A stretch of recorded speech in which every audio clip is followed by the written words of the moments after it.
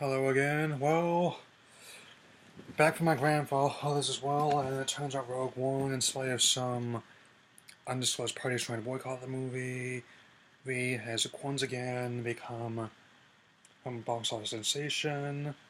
It's made over $155 million, and which seems to be an indicator for my high money, as well as my semi-vintage Star Wars shirt that I'm wearing right now.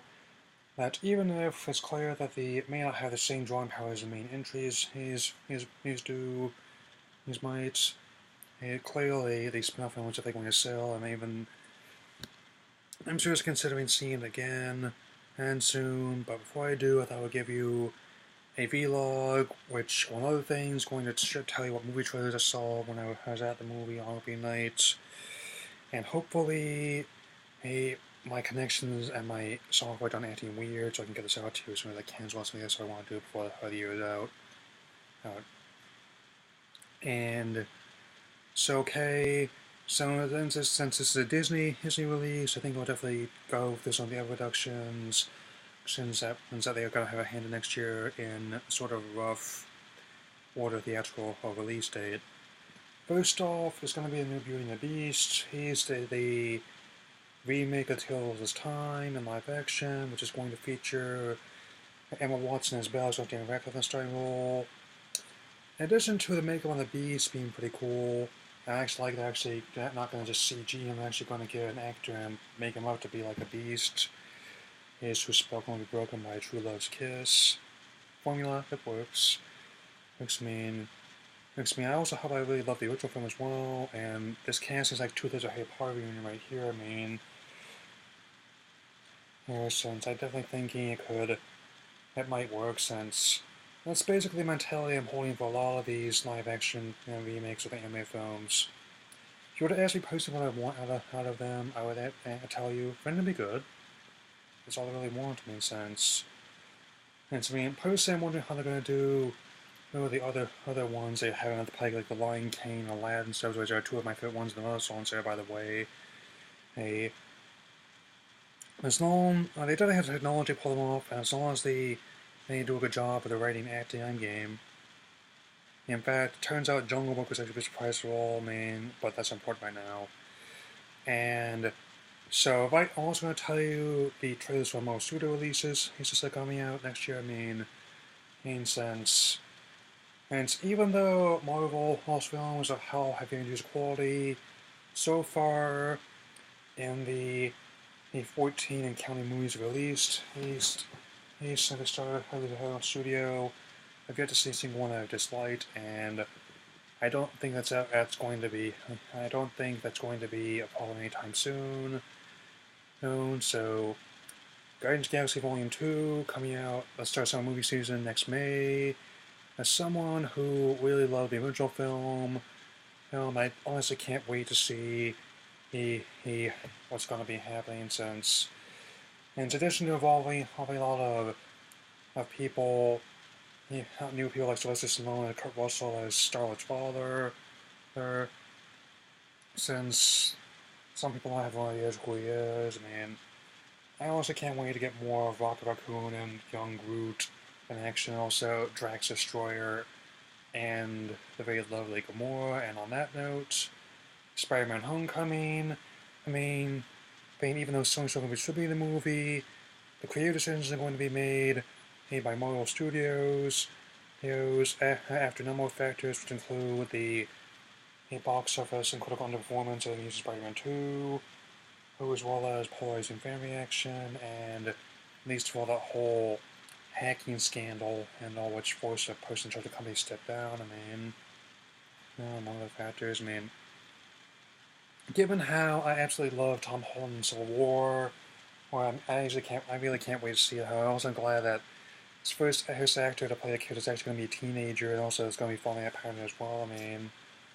Since both Maguire and Garfield in their 20s at the time of production, since I've done The Amazing Duology already in theaters, I'm thinking I'm probably going to look at the Raimi trilogy before Homecoming comes out. And other ones of note will include, in addition to Tony once again playing with Robert Downey Jr. giving him advice, going to have the villain's going to be the Vulture, which would have been a concept for the unmade fourth film. Play Michael Keaton. I think he's at his best most crazy since, and he's one of my favorite versions of Batman. As you can see by his Comic Returns I've had for a while, as well as I really liked him in Birdman, and as well.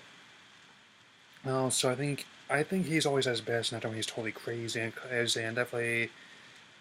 I actually don't mind Marvel's villains at all since they're just part of the same rough narrative patterns where comics books are based. I would suggest, as well as conforming to the structure. Not, and that's why Zendaya play Mary Jane. I think she's a relatively nice young lady. I'm not worried at all about how she's going to be received, even, which is like the opposite of how some of the people reacting.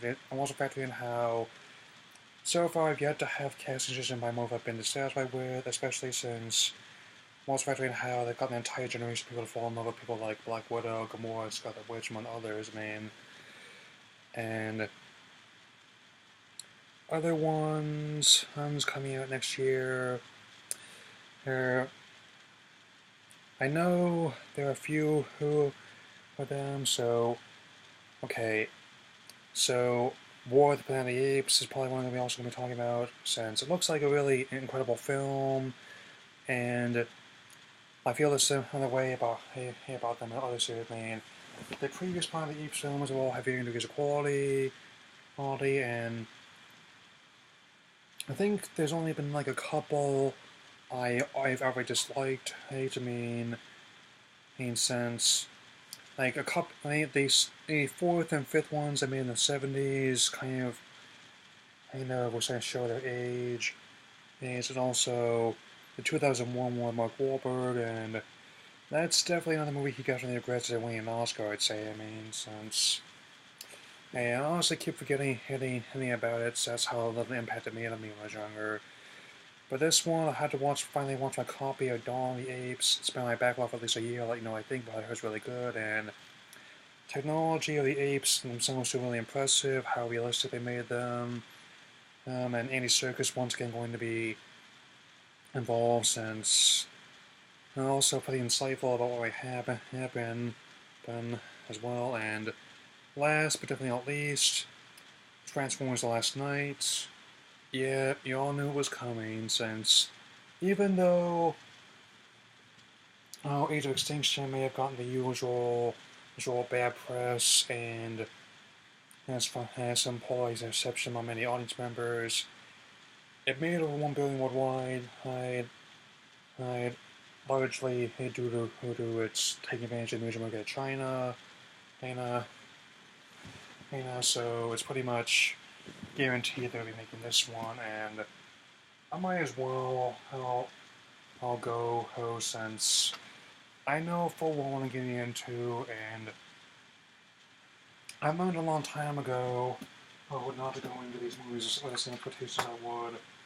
Something like, say, the Dark Knight trilogy, or a Marvel Cinematic Universe movie, or a Star Wars movie, or even the first few Terminator movies, since what I'm holding in my hand is basically one of the main reasons why they keep making these movies. In addition to the box office, they move quite a bit of merch. Heck, I'm actually considering ordering some more of these that I didn't get from the last movie, Twilight. I'm with some of the money I'm going to get for my birthday and Christmas, since, and in spite of what some other people are saying, I still would suggest that our Constitution, that in this country supports all freedoms of expression, however misdriven they may be. So, I think my message is the same as when I say with Age of Extinction. If you, as a budding filmmaker, want to potentially make a tour, plus we got a toy, go ahead, no one's stopping you. And it's a whole thing's defense, it actually does look like it's going to maintain the precedence of previous movies. These as being, in addition to like a thinly veiled toy commercial, as a thinly veiled about Civil War as well.